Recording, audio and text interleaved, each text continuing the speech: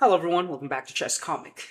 This is round 6 of the 2026 FIDE Candidates, and right now, the second highest Uzbek, or the second highest rated from Uzbek, who is Javokhir. I think I'm starting to pronounce his name much better now. Javokhir Sindarov is absolutely dominating the field with an incredible 5.5 out of 6. Right? And the only player who managed to stop him or split a point with him was none other than the new draw goat, Matthias Blübaum. And actually, speaking of draws, we're also going to take a look at his game later against the former draw goat, Anish Giri. So, if you guys are ready, let's dive in. So, okay, let's start with the game of course. Javokhir Sindarov. Here we go. So he played Wei as black. Okay, as black. So e4, e5, knights. I was about to say knight c3. I mean knight f3 because I got used to knight f3. And then Wei decided to play the Vienna, in which I'm not the best player to really give a comment on this one without the help of an engine, because I'm not too familiar with this opening. I've played a few, but not too familiar. Okay. Oh shoot, why did I say that? So whenever I play tournaments next time, they'll prepare against me, Vienna, but they don't really have to prepare against me because I'm doo-doo. Okay, knight f6 was played. D3, knight a5. I mean, the logic for this one for me is, of course, the Vienna. I mean, not just the Vienna. This bishop is always stingy, so you just want to eliminate it. So a3 takes, and here we go. Bishop c5. Now, black has the one with a stingy bishop because white has eliminated. I mean, black has eliminated white's light square bishop. Knight f3, d6. Queen d3. I feel like this move is going to lead to a queenside castling, but I've seen the game, so I don't think it will happen now. Trying to look at the position. It seems like white is up by what? Space? Because of this double pawn. This double pawn gave white space, literally because of the queen space, and then a jump on d5. That makes a lot of sense. I think so. But you also have you have the entitlement to not believe me because I'm just a simple master, okay? And there's also an engine, of course. Now, a5 was played. Feels like Sindarov was doing a typical, I mean, if you can imagine, okay? A typical setup for black against the Italian. So a typical Italian as black setup, to be exact, right? But this move makes sense to stop the move b4. So let's continue. Knight d5, c6. This is my question. What happens, right? Because for some reasons, whenever the knight jumps to d5, the first thing that will pop to your mind is what is going to destroy your structure. So might as well take the knight. But he just calmly played c6, and because I'm not familiar with this line, the engine also says that's a top move. So I'm like, really? You're just trying to make your structure bad? How bad this engine can be? I'm good. I'm better than this engine. Kidding. Okay, the bishop went back to h4 because simple just wants to maintain the pin from the pawn to the queen. So literally it ties up the queen. So the next thing that would pop to my mind, I mean, because I'm not familiar again, how can I attack this pawn? The only piece that can help me to attack this pawn is perhaps the queen, the knight, or one of the rooks. In order for this rook to help me, I need to open up the f pawn, right? Those are the ideas that should really come to your mind if you're really thinking, not just staring at the chessboard. So now let's continue. Rook g8 was played.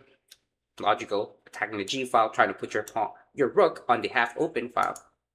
Seems like this is easy to play for black if you're familiar as well. But it also seems like it's good to play white because of this weakness. Although now when Javokhir played rook g8, Javokhir. When Javokhir played rook g8, it also feels like this weakness on f6 can be more manageable after rook g6, right? Okay, now let's continue. Excuse me. My goodness. Black displayed rook g8, and then this Wei, who's fearless, just castled this king on the king side. It's like, so you're trying to attack my pawn.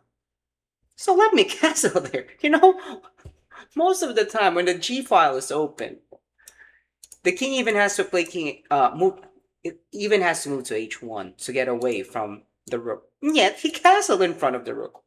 Wow. What, right? Such a savage move. Now, a4 was played. This is a great move. A great high level master's move for me. It controls any b4 push pawns forward. Okay, and b. It controls any b4 moves, and then Wei just played b4. Oh my goodness! Is that how savage Wei is? Okay. Anyway, took. Oh, did he just give away a pawn? Now this is my first question. Did he just give away a pawn? In which Javokhir didn't take. So what's the purpose? What's the reason? What happens if Black takes this pawn? Let me see. Let me ask the help of my dear good friend Stonky Fishy. Captures? What? Rook a1. Bishop c5. Huh? Okay, got it. Because of this move. Bloop. And there will be a checky-poo at the back rank to win the rookie cookie, in which perhaps the queen won't capture. Instead, look at this one. Boom! Sacrificing the rook. Takes 6. Check. And then king runs away to e7. Maybe let's say rook b8. And then after the check, king h1. Yeah, going here is not a great idea because perhaps there's bishop h3. Although this will still end up in a draw. Because of the king's unsafe position, then there will be a good chance for black to draw. Yeah, because these are stingy bishops. So maybe after king b7, checks, king c8. I mean, the rook cannot run anywhere. It can just go to e7. Then here goes bishop to g4.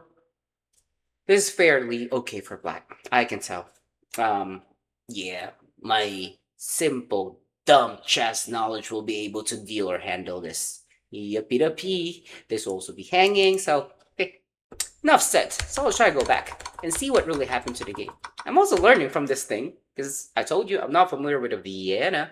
So Javokhir played bishop to g4, and I feel like this move really does make sense in a way. Maybe he wants to trade off the knights first. But no, it doesn't make sense again. Captures, and then this one. What the? Anyway, if you are white, if your opponent plays something like this, bishop to g4, the first thing you'll think of is to play king h1. Do I make sense? Because you want to get away from this pin. And then aside from that, earlier, I've said, I want to put pressure to this pawn. So pieces that can help me, perhaps it's the queen, the rook, the knight. So playing h1 makes more sense because it prepares the move f4 later after I move my knight probably here on d2 or yeah, maybe d2 or e1 is not really great. So I'll just move my knight back to d2, then I can play f4. I do make sense. I am 100% sure. Now let's continue. What the? Wait, you just said, nah, I'm okay. And then took bishop to d4. Here, it seems like white is still better because of this pawn. But after bishop takes f6, after winning the pawn, the slightest advantage that Wei was having just disappeared. Wow. Wow. This is indeed crazy chess. If my student, who is around, what, maybe 500? any beginner student, okay? Even an advanced student who will not capture f6, I will perhaps call their attention. What's your problem? Why don't you capture the free pawn? That would be my first reaction. And now, looking at this game, looking at what Stockfish is saying, I feel like my student will be the one to scold me. Coach, you don't deserve to be a coach. You suck. Yeah, I know, you don't have to repeat it. All right, Queen D7 was played. Rook A D1. Okay, of course, you have to put your rook away. Queen E6, H3. Okay, this one I get.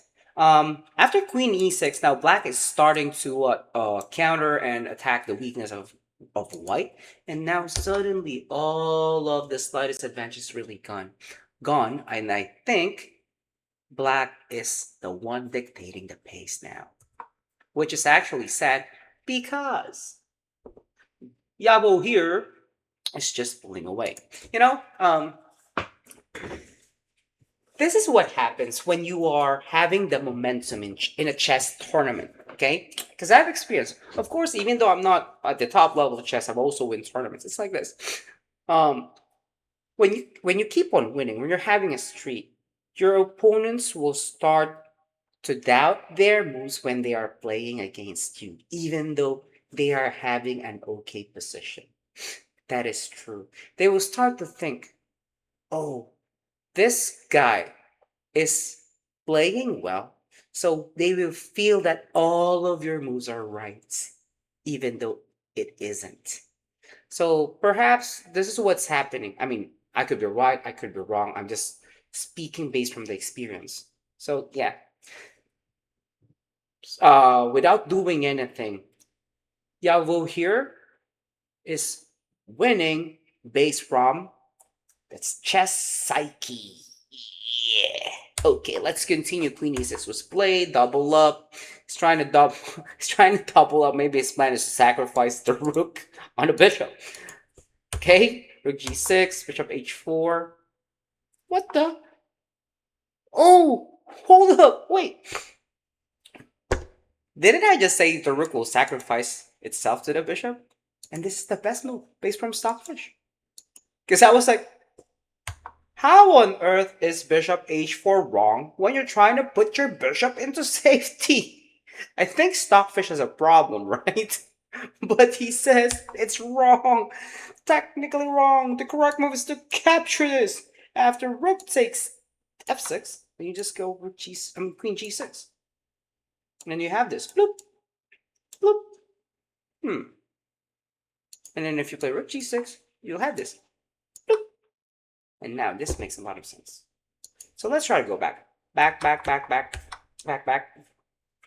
After rook takes d4, it takes, and just bishop takes d4. But still, of course, with being ahead on exchange, Black is much better. So let's try to go back. After bishop h4 was played, okay, king f8. I don't know why this is wrong, but for me, being a normal headed chess player, I think this makes a lot of sense. I move my king to g8 or move my king to g7 to put it into safety because I don't want to stay and hang out in the middle. It feels scary, especially with this bishop and with this rook. So maybe it gives this bishop a chance to move later. So anyway, queen h5, yeah, king g8 or king g7, that will be my choices. Oh, finally, where you move this king to h1 after a few delay, right? A few moments of delay maybe is fine to play up for now. c5 was played, f4. I like the move. I like the move c5 because it gives Black a chance to create a passer, and this passer is deadly. If you play Benko, any other openings that uses the c pawn to attack, yeah, you would understand how strong this move is. c5. He takes f4. Obviously, you have to capture. Maybe why did Wei sacrifice? Maybe he wants to open up the f file and reroute his rooks. Maybe. Queen f3, and also look at Wei's time, 6 minutes. He's down 6 minutes, and he still needs to make, what, 12 moves. Well, what else can I say? So he's trying to trade off pieces, trying to simplify for him. And after queen takes e4. Yeah, I saw this earlier. The move rook takes d6, which is literally bad. Here, I believe Javokhir was already preparing one of his finishing moments when he played Queen E3. So this one, he already spotted this. I'm 100% sure. So way he played Queen F3. One of the analysis is what if the queen goes to H4, but there's queen to G3, asking for a trade. If the queen takes, there'll be a back rank checkmate in which white defends. But here goes the march, marching to victory. Pawn. Ooh, he wants to go to college. King goes to G1. Then here goes da da da da da da. Rook to E2. This is a great bind, an annoying bind. Why? King tries to attack the rook. Rook gives a check. King has to go back to G1 because if the king doesn't want to go back to G1, then the G2 falls, right? And then da da da da da C2. Oh, you know what? It's not even C2, but I will play C2 to be honest. Da da. Then what? Rook D3. Da da. How can you stop this? How can you stop? How can you stop this? Oh, it's a check. Oh, okay. I'm fine with it. I'll just go to F8. Then I'm going to promote. You capture me. So if you go to C3, I'll just go to D2. Then check, promote. Maybe you play something like King H2. But still, this rook is tied up to defend. But let's try to go back. If we're gonna play based from what the engine is saying, because I'm a hard-headed person, I just don't play what the engine says. Rook B2 before you play C3 and you play C2. And that'll be easier because number one reason your rook won't get captured. After the check, you run away, then you can just promote. Make sense? After a check, you run away. Rook C3, you can give a check and then you promote. You get what I'm saying? So for example, random moves. King F1, C3, Rook D3. Well, actually, Rook D3 doesn't work anymore, right? Rook D3, C2, or Rook B1 check, but C2 works. Checks. Earlier, your rook was on F2, if you remember the position correctly. King goes to F8, and you need to move your rook to D2. You wasted a tempo, but now you don't have to waste a tempo. Your threat is to promote. Rook goes to C3, you check, you promote. That's the simplest way to win. Anyway, let's go back. So after Queen E3, where you play Rook Queen F3, pawn to C4, checks, King F8, Rook D1, C3. I saw this, and then after Queen G5, Javokhir was like, I was watching live video, then plays F3, takes, and then Wei resign. Now let me just discuss. I have already released a short video for this one, and it was on my live video. Why did Wei resign here? What is the threat? This is the simple threat. So let's say the pawn captures pawn C2, rook goes to C1. If the rook goes to G1 or F1, there will be rook D3 or rook B3, and then goes to D1. So after rook C1, look at this bind. Bloop. So now the king won't be able to pass through the second rank. King G1, rook D2, rook D1. Game over. Okay. There is the new sheriff in town. In my earlier video, I made Javokhir the new chef in town. But now, I just made him a sheriff. He is the new sheriff in town. And all we gotta do is appreciate what he is doing. Bam! Now, let's move on to my next game, which is one of my picks. FIDE, baby. So now, this is just a draw. I felt like there's really nothing exciting about this game except if you're a fan of FIDE. He showed his ready again. G3. Yeah, this has been played in the tournament for a while. I mean, I think Hikaru played this. Did he? Yeah. Uh, Anish played this too. So bishop e7, castles. I thought this will be transposed to a Catalan if white plays d4, but Fabi just played b3. How does I think this is called the Neo Catalan when white doesn't play the pawn d4? Yep, Neo. What white really wants here is for black to play d4. And for some reasons, we'll play e3. Yeah, that breaks bishop b2, e3. And if captures, break control to the center. And then half open file. That's the idea. Yeah, I have a few understanding for this one. So, you know what's the funny part here? Andre didn't even play d4 the entire time. I mean, playing d4 is not bad. It's actually the top engine move for a few moments. But Andre's like, I will not play the move that you were expecting. Let me play something that you don't expect. Chess psyche. Top level chess. Rook d1, and here goes d4. Fabi probably got tired. It's like, what the?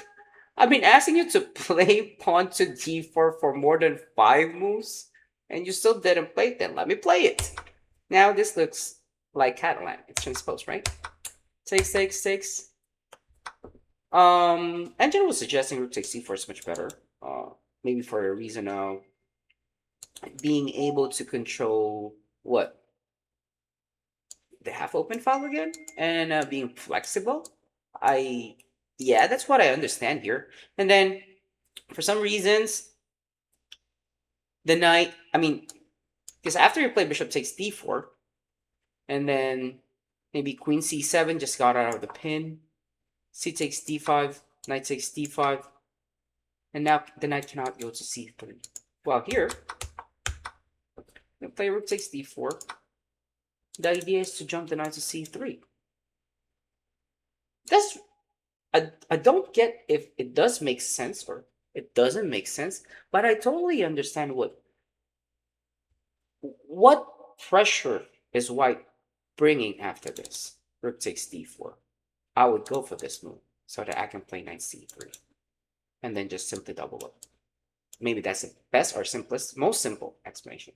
So, let's go to what happened. Bishop takes d4, queen c8, c takes, bishop takes.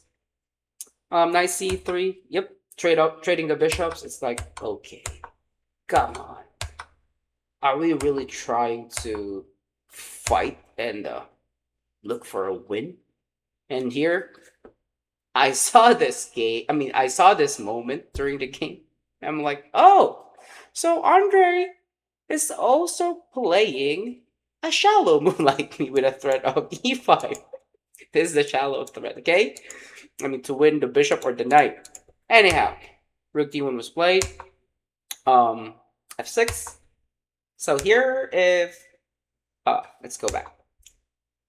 Here, if black plays e5, there'll be knight d5. White can play knight d5 and threaten the bishop after it captures, okay?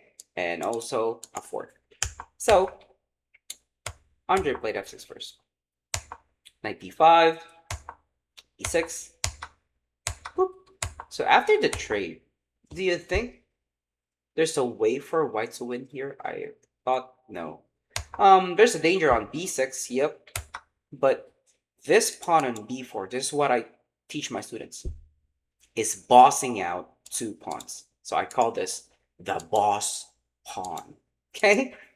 Now rook a6, bishop d8, trade pieces, and let's go for a draw.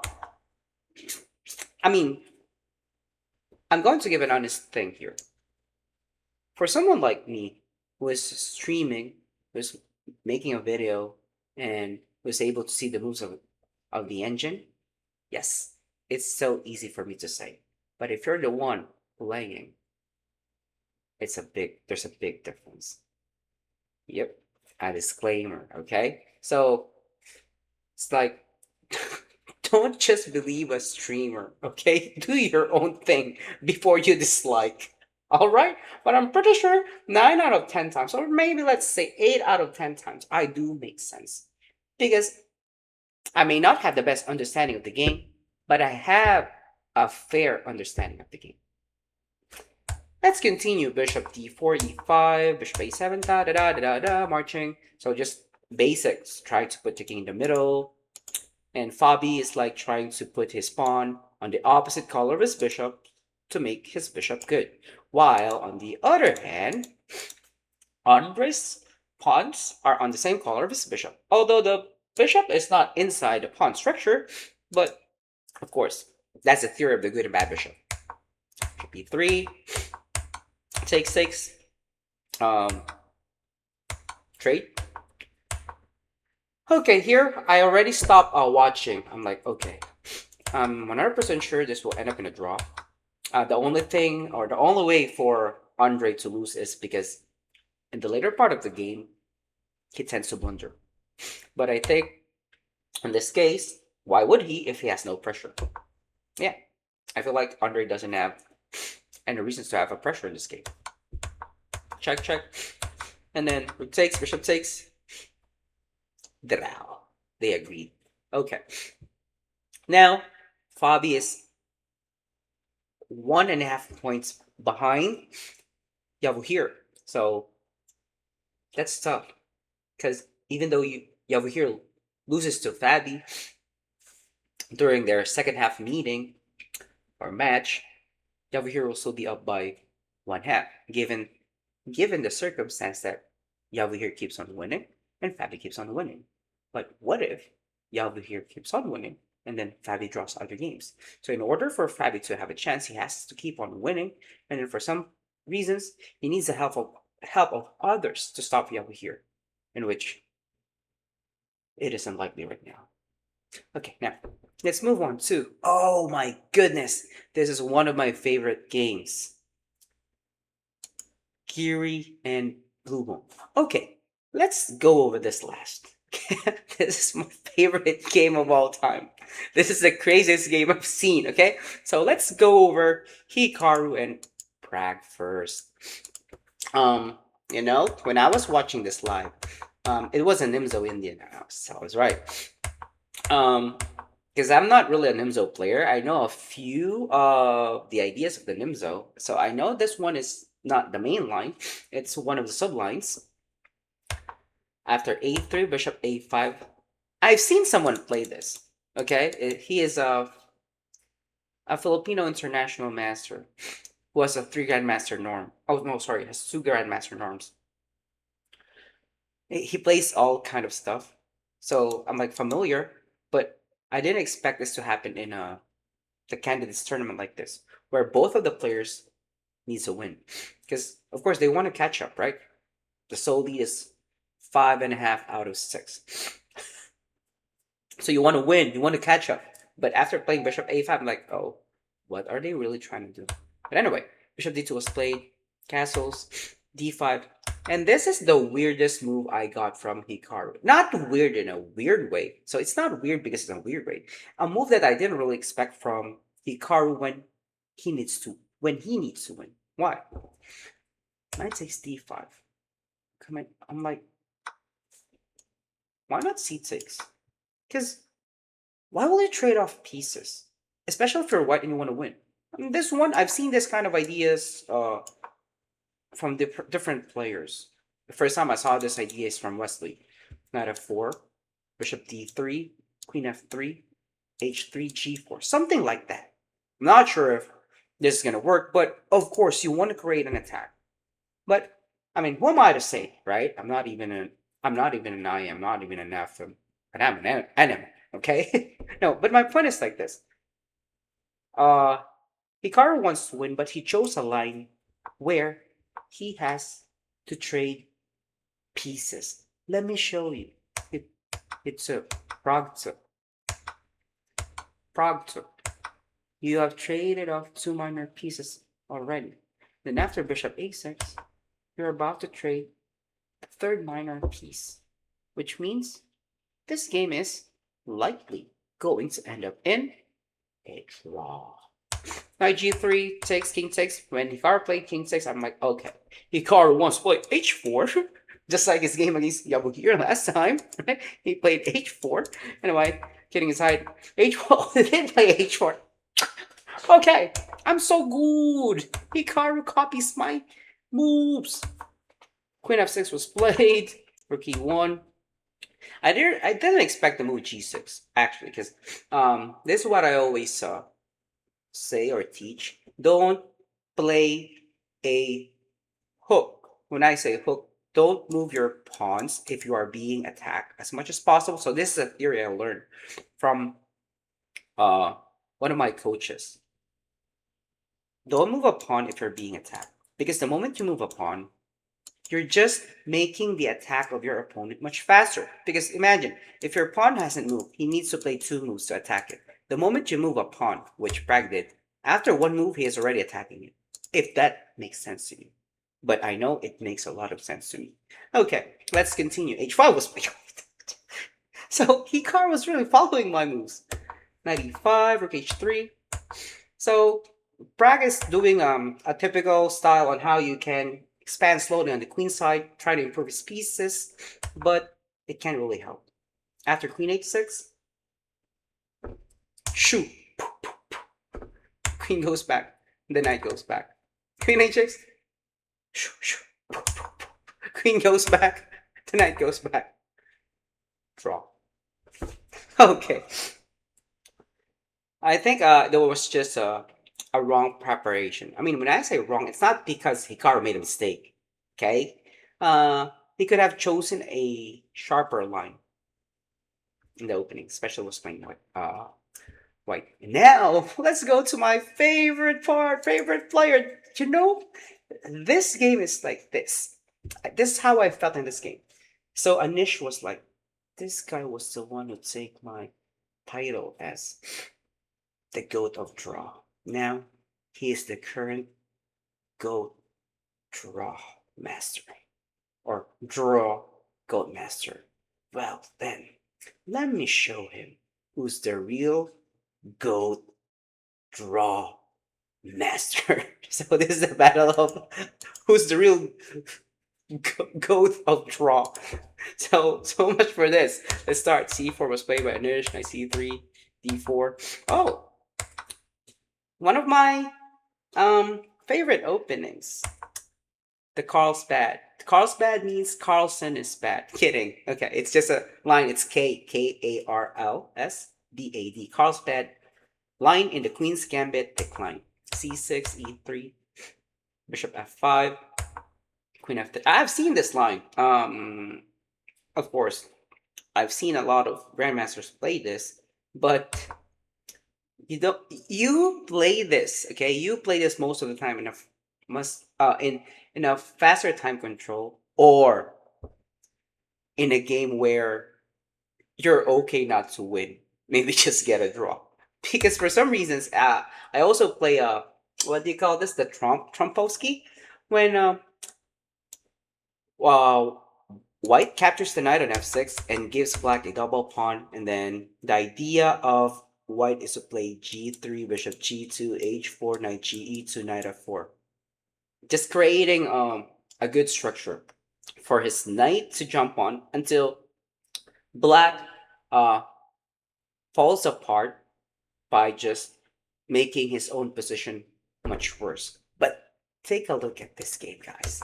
h4, h5, knight ge2, g3, okay, bishop g2, king f8. So Matthias is like, oh, I know what he's doing, so I have time to waste moves. So I can move my king to f8, castles, king g7, a3, a5.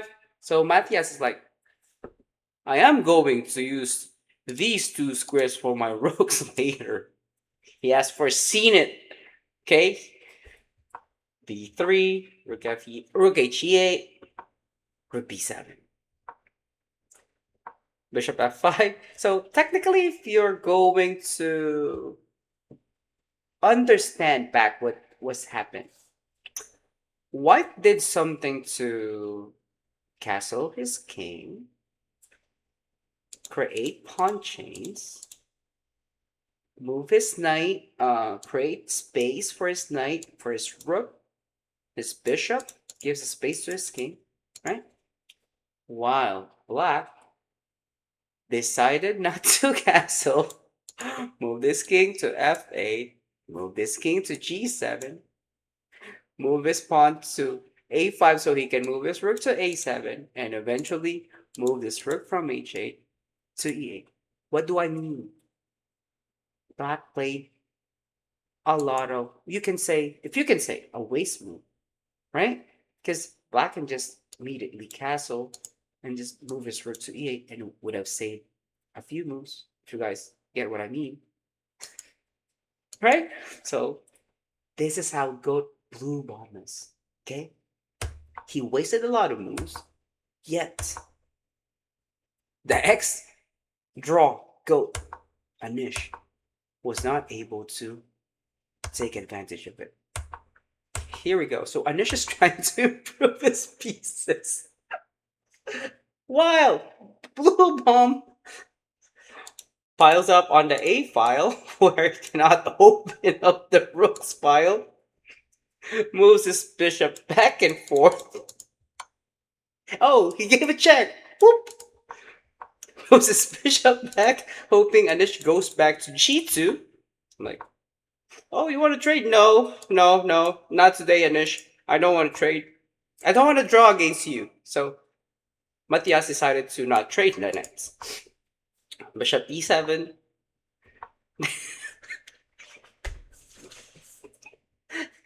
Anish was like, hey, I like your knights. I want to trade your knights off the board. Let's draw. And Matthias was like, hell no. I'm gonna move my knight away. You can't take my knight. I love My Little Pony. And then went back. Anish was like, okay. Then knight moves to d6. Knight moves to c3. So this knight on a4 wasn't successful to trade off the knight. So he went back home. Bishop to g6. Knight f4. So I don't know what Anish was really thinking. It was like, should I take this bishop? Then he didn't. Knight a4, knight d6. So Blübaum was like, oh, I feel like my opponent's move has no danger. So let me just move my knight back and forth. Okay, two. And then perhaps he got tired of moving his knight. He's like, oh, let me give my knight a rest. So let me move my bishop then. Then Anish moved his knight. Okay, let me move my bishop back again. And move my knight back. So now, you know what? I can just fast forward the game because it just keeps on moving back and forth. Look! Back and forth, back and forth, back and forth, back and forth. And this went on for what? Until more than 80 moves? Back and forth, back and forth, back and forth, back and forth. Back and... Draw! Oh boy. This game is really the best game. For me, this is the best game of the round. Anyway, kidding aside. Well, what else can we say about this young Uzbek who is dominating the candidates, 2026 candidates after 6 rounds with 5.5 points? Anyway, who else can predict? But let's wait for the result of round 7 and then it will be a rest day. Until next time. Bye bye, everyone.